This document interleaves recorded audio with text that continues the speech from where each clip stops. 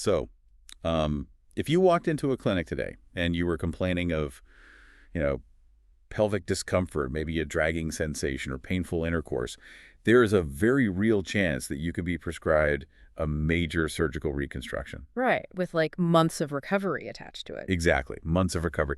But depending on the exact nature of your symptoms, that same discomfort could actually be solved with just a localized daily insert that's like no bigger than a vitamin. Yeah, it's wild. And a lot of that confusion, I mean, it really comes down to how we talk about and often completely misunderstand this very specific anatomy. Which is exactly what we are sorting out today for you, the learner. Welcome to today's deep dive. It is Thursday, July 2026, and we've gathered a massive stack of medical leaflets, clinical guidelines, surgical brochures to answer one very specific question. All right, the big question. The big one.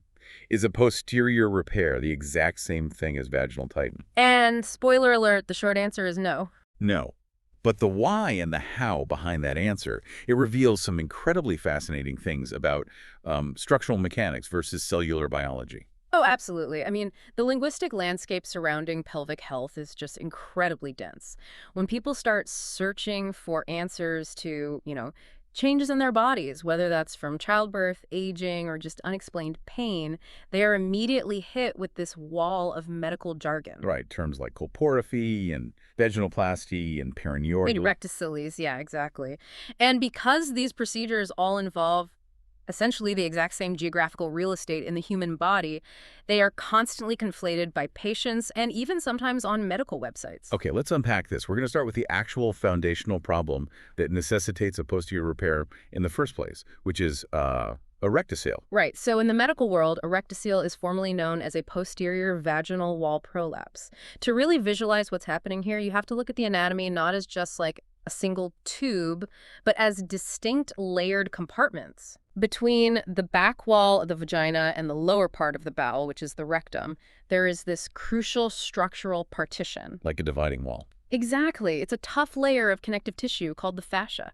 So I was looking at the clinical descriptions of this in our sources, and it seems like the issue isn't really the organs themselves failing, right? It's that specific barrier between them giving way. Yeah, that's exactly it. Like the fascia literally weakens or Yeah. tears, and it completely compromises the separation between the bowel and the vaginal canal. So if the pelvic floor is a house, a posterior repair is sort of like fixing a crumbling foundation wall to stop the room next door, the rectum, from basically collapsing into your living room, the vagina. That is a perfect analogy. The fascia is under immense daily pressure. I mean, every time you cough or lift something heavy or strain, when it loses its integrity, which is, often due to the biomechanical trauma of childbirth, Right. or even just chronic straining over years, it can no longer hold the rectum in its designated space. So the rectum actually begins to bulge forward.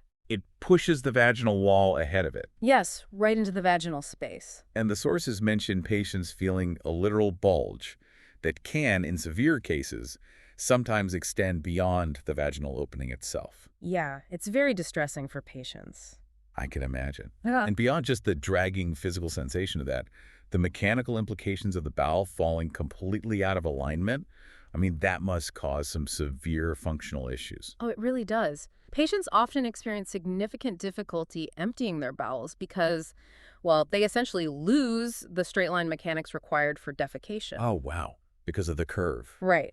Instead of the stool moving directly down and out, it gets trapped in this newly formed anatomical pocket, this bulge. So the surgical fix for this, the posterior colporrhaphy, is purely a structural intervention then. Exactly. The goal isn't aesthetic in the slightest. It is literally to put the plumbing back behind the wall where it belongs. Okay, so the surgical notes I read, they detail the surgeon making an incision straight down the center of the back wall of the vagina, and they separate the skin away to expose that underlying torn fascial layer. Right, they have to get down to the connective tissue. And then they are physically hauling those damaged edges of connective tissue back together and stitching them up to rebuild the barrier. Yeah, they are recreating that wall. And the choice of materials here is actually pretty important. Surgeons typically use absorbable stitches for this fascial repair. Okay. But depending on the specific synthetic material they use, those stitches can take anywhere from, 4 weeks to 5 months to fully dissolve. Wait, 5 months? That feels like a remarkably long time to have stitches just dissolving inside your body. It sounds long, yeah, but it's completely necessary because connective tissue remodels very slowly. Oh, right. The body needs that prolonged structural support from the stitches while it takes the time to lay down its own new collagen fibers to essentially bridge that tear. That makes sense. Once the fascia is secured, the overlying vaginal skin is closed up. And, for its intended medical purpose, this surgery is actually highly effective. Yeah, the clinical data we looked at shows an 80 to 90% success rate for repairing the physical bulge. Which is huge. It is. And about a 50% improvement for women experiencing that incomplete bowel emptying we talked about. Right, which significantly improves a person's quality of life. Totally. But when you fix that foundational wall and you push the bowel back, I'm assuming that process naturally takes up some slack in the surrounding tissue, right? It does, yes. So does fixing that foundation automatically mean the vaginal canal gets tighter? Like, is the room tighter because you fixed the wall? Well, so a posterior repair focuses strictly on the underlying connective tissue. It fixes a prolapsing organ. Vaginal tightening, which is clinically termed vaginoplasty, is a completely different procedure. It's focused on restoring the tone and the diameter of the vaginal canal itself. So the intent shifts from, a medical necessity to functional and aesthetic goals, usually to improve sexual satisfaction and restore the friction that gets lost after tissue trauma. But wait, I'm looking at these surgical diagrams from the brochures, and I'm honestly a bit confused. For both a posterior repair and a vaginoplasty, the surgeon is cutting into the back wall of the vagina. Right. They are removing tissue, and they are stitching things up. How is a surgeon's actual hand movement any different between the two procedures? What's fascinating here is the differentiation really lies in the depth of the dissection and the specific tissues being manipulated. Okay, so getting into the weeds here. Exactly. In a vaginoplasty, the surgeon is not just patching a localized hole in the fascia, they are performing a full-length, systematic tightening of the entire canal. Wow. To do this, they elevate the mucosa, which is the inner lining of the vagina, and they dissect all the way back to the levator ani muscles. We should definitely define that for you listening, because levator ani sounds very abstract. In the anatomical charts we pulled, these look less like traditional muscles, like in your arm, and more like a broad muscular hammock that literally holds up your entire pelvic and abdominal cavity. Yeah, hammock's the best way to describe it. And that hammock is the perfect spatial anchor for the surgeon. Right. During a full vaginoplasty, the surgeon identifies where those levator ani muscles have separated, usually from childbirth, and they physically bring those muscle bellies back together in the midline. So they're pulling the actual muscles, not just the skin. Exactly. They also excise, excess mucosal tissue from the lateral walls of the vagina, and then stitch everything to approximate a much narrower canal. And the sources specify a recommended depth for this full-length tightening at like 7 to 8 centimeters. Right, which is deep. That is a massive three-dimensional structural change compared to simply repairing a fascial hernia near the surface. It is an extensive reconstruction. And, it almost never stops deep inside the canal. Vaginoplasty is frequently paired with a perineoplasty. Sometimes called perineorrhaphy. Yes, exactly. To address the entrance of the canal, the perineum is that span of tissue and muscle between the vaginal opening and the anus. Right, which is the exact area most often impacted by an episiotomy during childbirth, where a doctor makes a surgical cut to widen the opening. Yeah, and those old episiotomy scars are composed of very dense, inelastic tissue. It doesn't stretch. Exactly. So in a perineoplasty, the surgeon makes a V-shaped incision at the vaginal opening to completely remove that old scar tissue. Oh, they just take it out completely. They do. Then they meticulously reconstruct the perineal body, bringing the superficial muscles, like the bulbocavernosus, much closer together. This actively decreases the diameter of the introitus, which is the medical term for the vaginal opening itself. Okay, so to explicitly answer the question we set out to explore for this deep dive, posterior repair and vaginal tightening are fundamentally distinct. A posterior repair is a medical procedure to fix a collapsing barrier and push an organ back into place, while vaginal tightening, which encompasses the vaginoplasty and perineoplasty, is an elective procedure intended to decrease the caliber of the canal and reconstruct the entrance for, enhanced friction and aesthetics. The intent and the targeted tissue layers are just entirely different. But, biology rarely respects strict definitions, right? Very true. There has to be significant gray area here, considering surgeons are operating in the exact same confined space. Oh, absolutely. The anatomical overlap is precisely why patients, and honestly even some medical literature, get tangled up in the terminology. Yeah. A surgeon performing a medically necessary posterior repair for a rectocele will frequently finish the operation by performing a perineoplasty anyway. Really? Just as a standard finish? Well, the perineal body acts as the foundational anchor point for the back wall of the vagina. If you rebuild the fascia but you leave a weakened perineum, the repair is just far more likely to fail down the road. That makes total sense structurally. Right. So as a result, a woman might undergo surgery strictly to fix a prolapsing bowel, but come out of it with a much narrower vaginal opening, simply as a byproduct of the surgeon rebuilding that necessary support structure. Okay, so if you're hearing this and wondering how successful these reconstructions actually are long-term, the medical guidelines point out a really difficult reality. They do. Sometimes a patient's native tissue, like their own fascia, is just too degraded or thinned out or damaged to even hold a stitch. Yeah, it's like trying to sew wet tissue paper. Wow, that's a brutal image. But yeah, the body simply cannot support the repair. And this brings us to a heavily emphasized and somewhat controversial factor in our sources, transvaginal mesh. Right, the mesh. When native tissue fails, particularly in, older patients or those facing recurrent prolapses, surgeons have historically turned to synthetic reinforcement. Because they need something stronger. Exactly. The standard material is a woven polypropylene mesh, and it's inserted to act as a permanent supportive hammock for those prolapsing organs. The guidelines from the UK's National Institute for Health and Care Excellence. Nice. They are remarkably stringent about this material. I mean, they dedicate entire sections just to defining the severe complications associated with it. Specifically, things like mesh exposure and mesh erosion. To understand why this happens, you really have to look at the biomechanics of implanting a synthetic material into a highly dynamic area of the human body. Right, it's not a static environment. Not at all. The pelvic floor is constantly moving. Every single time you cough or stand or lift something, it moves. The woven polypropylene mesh, however, does not possess the same elasticity as human tissue.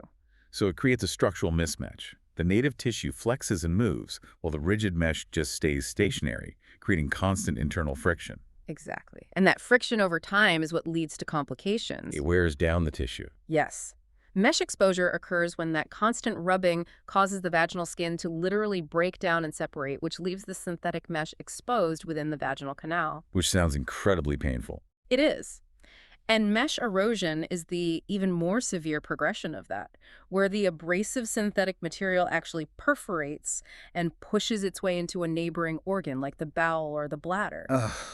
Even setting aside the severe risks of synthetic mesh and looking strictly at native tissue repairs or even just elective tightening, the physical toll of these surgeries is intense. It's major surgery. Here's where it gets really interesting, though. The recovery protocols mandate 6 to 8 weeks of pelvic rest, meaning absolutely no intercourse, no tampons, and no heavy lifting.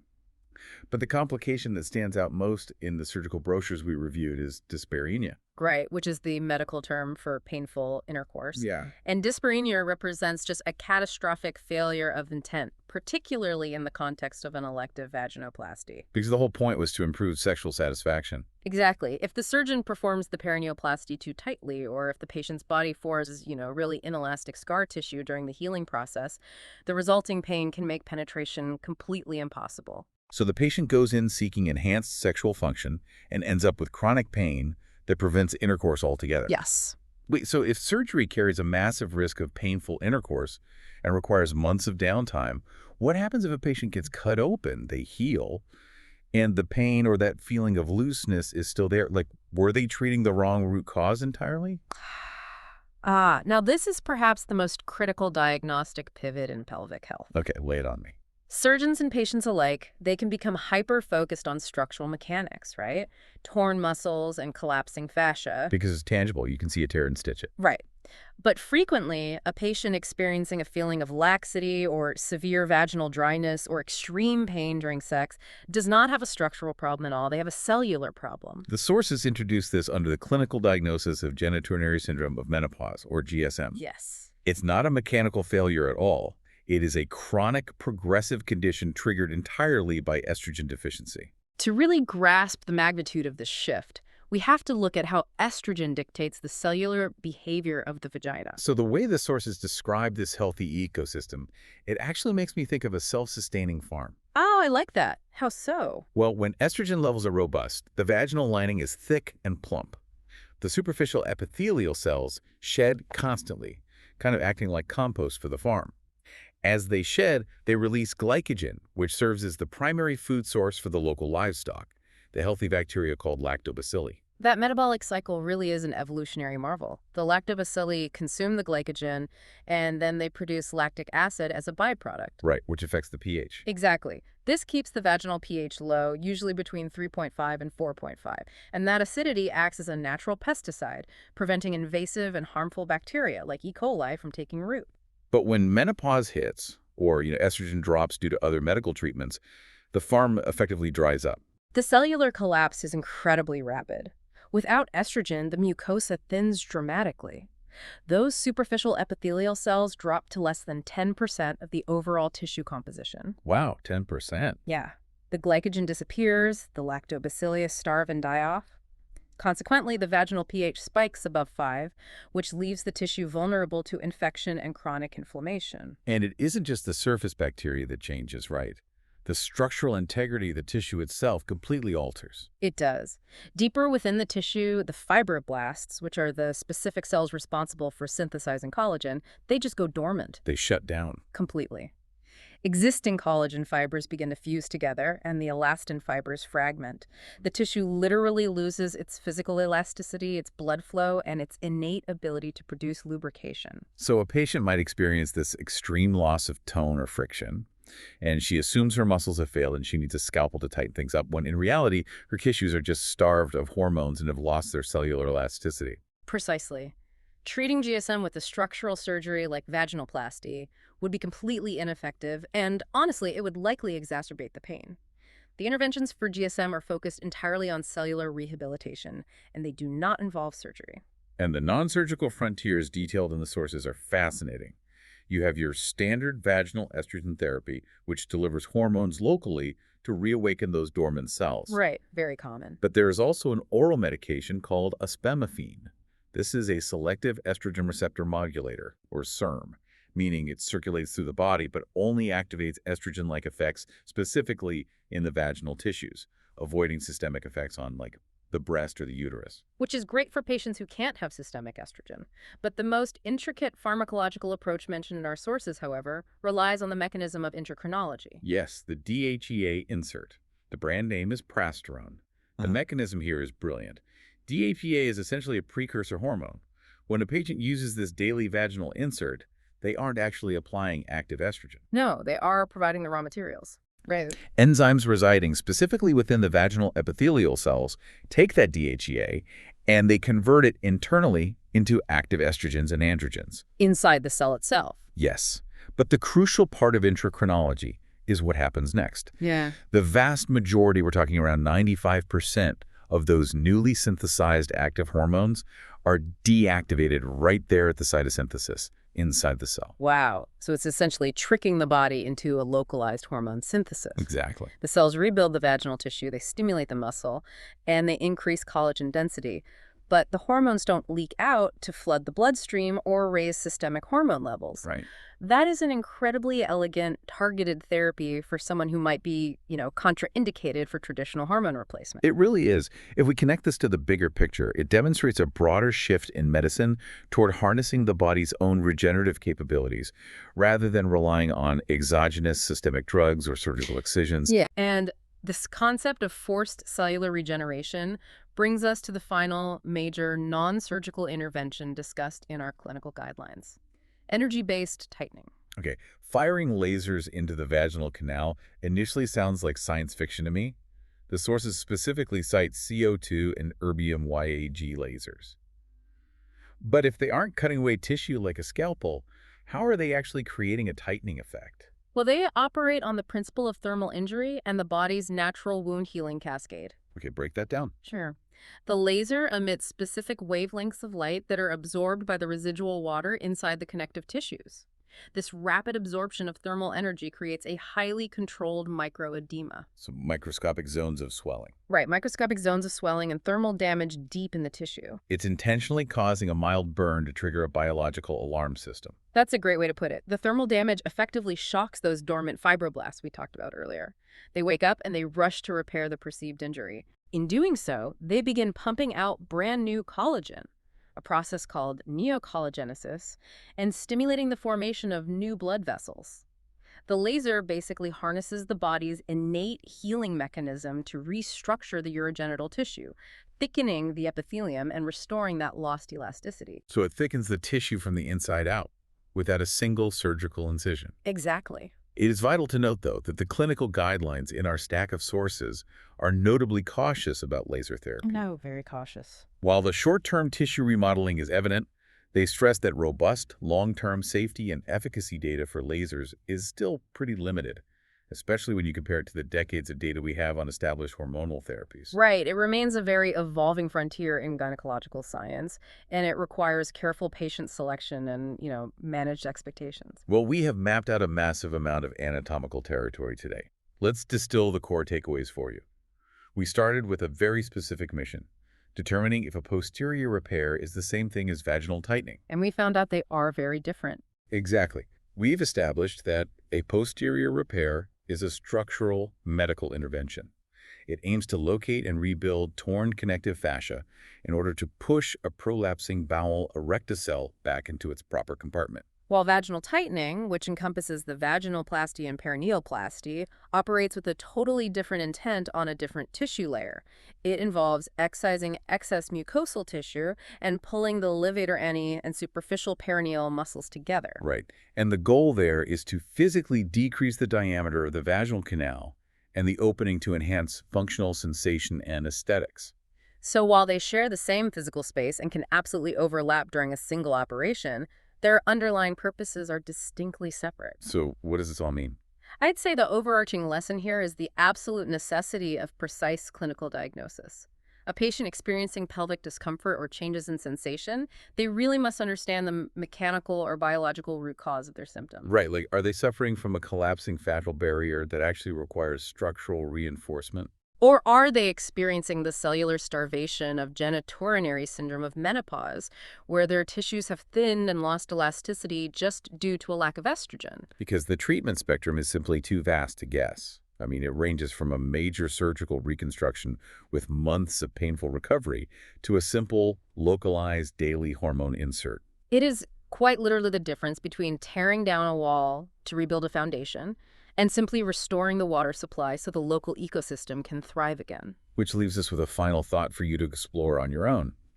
We learned today that non-surgical laser therapies work by utilizing controlled thermal energy to trick the vaginal tissues into remodeling themselves, forcing those dormant cells to generate brand new collagen and blood vessels from scratch. If our bodies retain this incredible latent ability to physically restructure, thicken, and tighten their own connective tissues simply by being stimulated by specific wavelengths of heat and light, might we one day reach a point in regenerative medicine where the human body can completely reverse organ prolapse and severe laxity entirely on its own, making the surgical scalpel a relic of the past?